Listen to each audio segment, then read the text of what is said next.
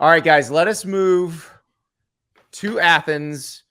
These lines presented by our partners at BetMGM. Tennessee is an 8-point dog to the dogs between the hedges. That's a big number, right? But that's a big number still. It was bigger, and people noticed that, and money flowed in on the Vols. Are you guys shocked by that? Because I am surprised at how big I am too. I am too. I would have put it around 4.5 or 5. I thought it would be less than a score. I guess 8 is technically one score, but it was 8.5 when we did the reaction show. Wasn't it 11? Didn't it open at 11 or 11.5? Yeah, that's crazy. I mean, the fun thing about this is that we're going to find out for real if Tennessee's good. Like that, to me, like one way or the other. Yes.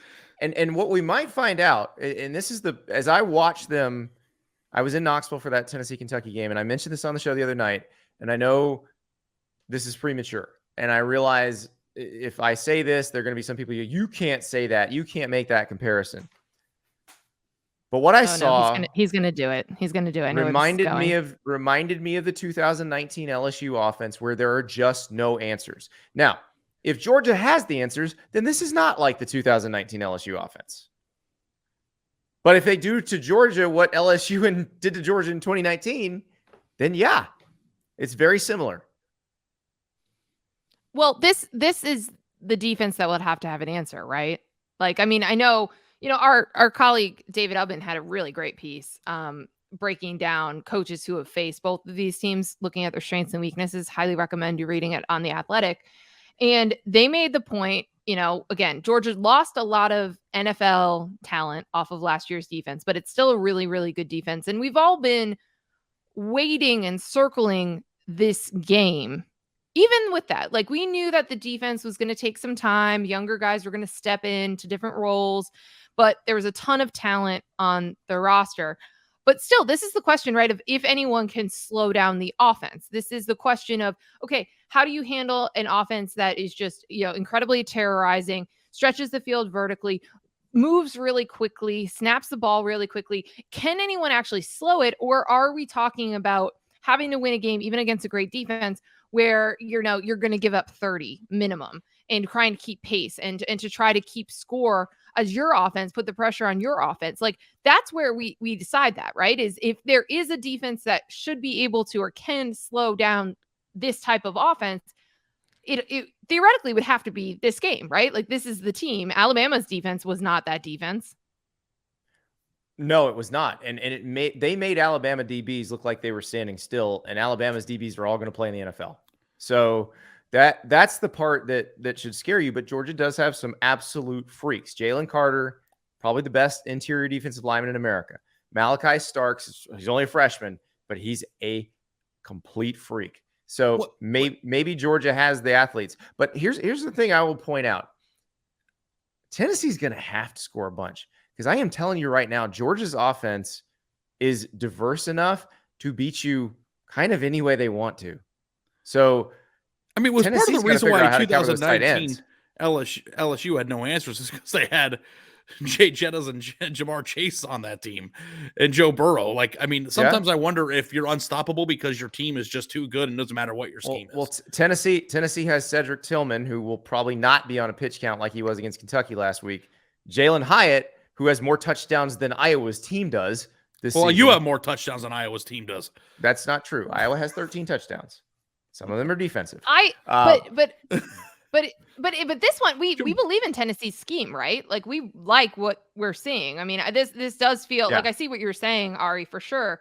But yeah, I mean, Jamar Chase and Justin Jefferson here. Like I'm going to say it again, right? Well, Jalen Hyatt's having a better season than either one of them had that year. But you also had Clyde Edwards-Helaire as like a safety valve. I don't know. Thad Moss was their tight end, wasn't he? Thad Moss was their tight end. People forget to cover Jalen Hyatt. And yeah, it's like Joe Burrow might have had the best. They don't forget. It's that Tennessee moves him around in a way that you can't. Yes. Like if you read my Tennessee offensive line story, there's a part in there about how they set up a Jalen Hyatt touchdown by running the ball twice in very fast tempo. And then, so they ran inside zone. They get in this condensed formation on 3rd and 2. And you have to put a bunch of guys in the box because they just run the ball twice and they only have to gain 2 yards.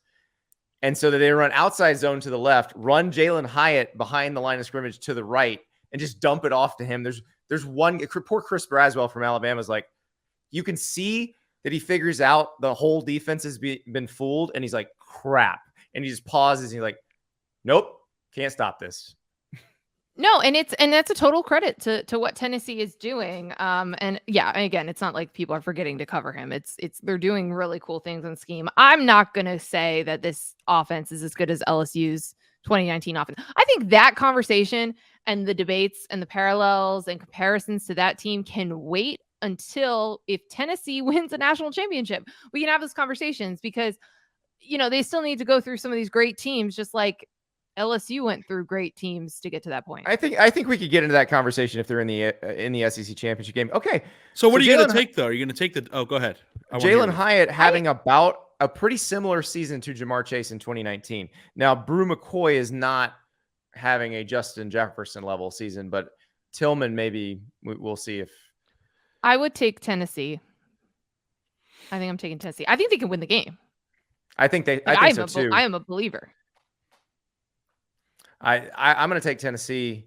I don't know that they can win the game, but I think they can get within 8. How about you, Ari? You going Dogs? I don't know, man. He looks it's so hard, miserable. right? It's hard with this game is that snowman. Is the pain that is on your face trying to make this pick. I'm melting like a snow cone in Phoenix. I have no idea what I have no idea about this game, and I know that's not good podcasting, but I will say that I honestly like both of the points are make a lot of sense, and I was reading about Tennessee's creativity offensively, and it makes me just love Josh Heupel more than I should. But let me reiterate: Georgia's gonna score. Georgia's gonna score. I know, and I think they might score with ease, and that's the thing that scares me. And if Georgia's defense is not what it was last year, right? And I think people think that Georgia's defense isn't last year, so they're not going to win the national title again. And it's like they are still incredibly good at defense, and they have dudes everywhere. They have I want to write a college football book called Dudes Everywhere. I don't think that's a college football book. I think that book's whatever. It might be a magazine genre that you want. Be a hell of a magazine. You can buy it in airports. I am very much struggling with this because in my mind, I can picture Tennessee winning this football game and taking college football by storm.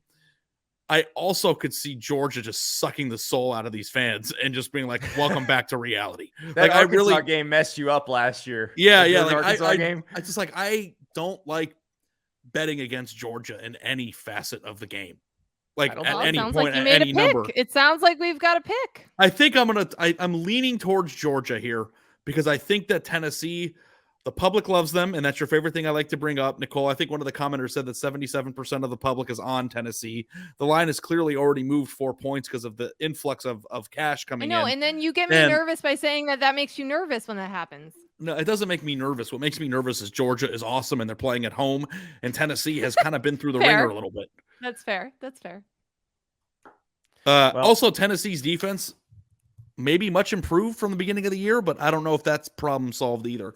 I like Georgia by 10 in this game. Okay, are you guys concerned about? But are you concerned about some of the offensive performances that Georgia's had? Sure. Not particularly. No. Georgia. I'm not that concerned either. I just think Tennessee will. If Tennessee is able to play the game the way Tennessee wants, Tennessee can win the game. Andy, remember when you and I were driving to the Alabama game from B-Dubs? Yeah. We were listening to Georgia on the radio, and I called out their sequence of plays to you before they happened, and then it happened exactly the same way. That, to me, is concerning because when Georgia gets into those types of games sometimes, you kind of can see that offense playing out that way. It's like the swing pass, the miss pass. It's just like I'm with you on that, Nicole. I think you're with me on this. Georgia's offense does not strike me I would be more confident in Tennessee's offense than Georgia's offense. Now, the difference here is that Georgia's offense doesn't have to play against Georgia's defense. So I think that this game literally could be like 34-24. Like, I think if people think that this is going to be like 56-49 or something, I think I might push back on that a little bit. No, I agree with that. I think that what we saw in Georgia in week 1 against Oregon, a win that is only looking better and better and better every week. Like I think we thought that Georgia was just going to be world beaters on both sides. Right. And I don't think that is necessarily the case. I feel better about their defense than I do their offense. We've seen it be really special. We've seen the creative ways that they have used different players, including Brock Bowers, to beat other teams. But there have been moments and halves and most of the Missouri game, for example, where it was shaky. And that's where it's like Tennessee's is reliable, even against, again, the better defenses they've played so far. That's why I made that comparison I made, even if I made it a little prematurely. But we'll know after this. I mean, both of these teams have team totals over 30 points. So that's the game we're expecting. 35, 31. I think if you're Georgia, you're definitely have to score at least in the 30s. I think you got to score in the 40s to win this game. So you like the over 66.5? Yeah, I do. Yeah. I mean, the Alabama-Tennessee game, the total was 100. There's also a lot of You don't think there's a scenario where Tennessee scores 17? No. That's tough. Because even if they get held up most of the game, they will get loose at some point. They will get loose. They also have enough possessions. I would be shocked. That game would If you think that Tennessee can score 40 points, I would change my pick. I think the winner of this game will score at least 40 points. The winner will do it. But I think the minimum is. Well, yeah, the winner might. I'm saying, do you think Tennessee will?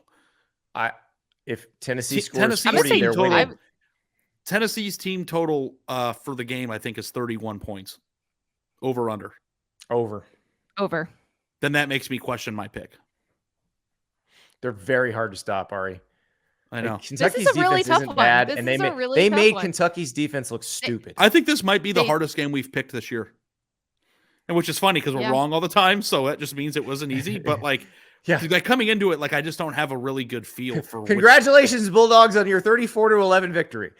My favorite thing was Ari a second ago being like, "Yeah, I could see Tennessee breaking through and owning college football, or I could see Georgia just crushing them." I'm like, yes, those are the two possible outcomes. No. There's another possible sides of the spectrum here. There's another possible one, which is Georgia wins 34-30. And it's a respectable game, and Tennessee's still legit top 4 team, and but I could see Georgia just like stomping them back to reality too. I'm with Andy. Happen. I think it's the Tennessee Kentucky game and the LSU game that are what make me buy into them. Those are good defenses with good players, and they made it look so easy. Yeah, they were. They made it look easy against Alabama. It's never looked easy against Alabama. They were so open. Like that's where. How much better is Georgia's defense than Alabama's? It's better. I don't know how much better. Like Alabama has the best pass rusher in the country. All right, I'm taking Tennessee, guys. Georgia's not a big exact team. We flipped him. Now let me have a personal disclaimer to everybody listening to this. There's no way I would be putting hard-earned cash on this. Real money on this game. But I will watch the first quarter, and I will watch the live lines. And if there is a good opportunity, you never know what could come up. But like, I'm not going to bet going into this.